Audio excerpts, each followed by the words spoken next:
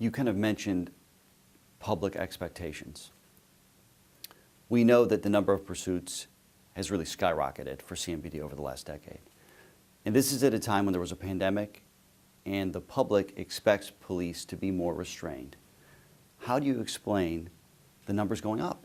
So, number one, violent crime is going up. And then the second piece to that is, as we utilize more technology, that technology is allowing us to identify and locate more of these vehicles that are used in violent crime. And thus, it's expected that we would be involved in more vehicle pursuits.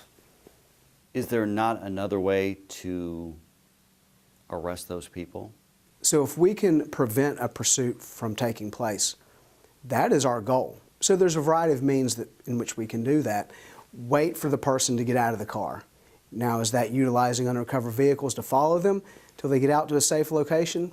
We do that. We also utilize our helicopter to where our helicopter can follow so that we don't have ground units engaging in that pursuit. We also have a number of other measures like tire deflation devices that can stop a vehicle versus us having to either initiate or prolong that pursuit. So if we can avoid a pursuit from taking place while also apprehending that suspect, we're going to do it.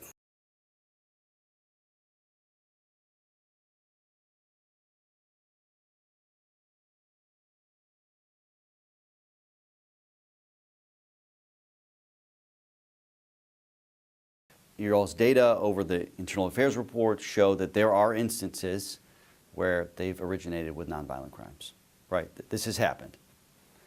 Beyond just this year, there have been traffic offenses that started a pursuit, including earlier this year, 2 separate people who died.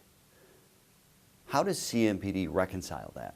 So number one, we're human beings, and we're asking human beings to do a very difficult, high-stress job.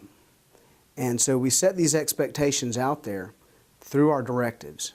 And again, if officers violate what's laid out in those directives, they're going to be held accountable.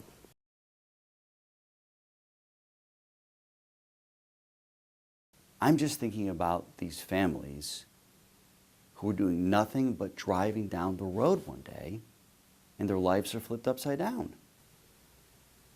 Sure. And again, I can't speak to a specific case, but what I can tell you is, you go back to instances of poor judgment.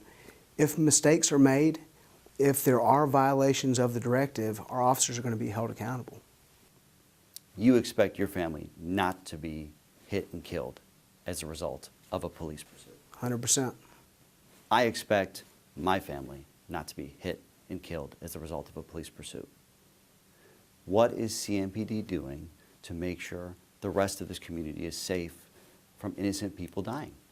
So it's not only the directive. The directive lays out crimes dangerous to life and significant public harm. So we set the expectation there.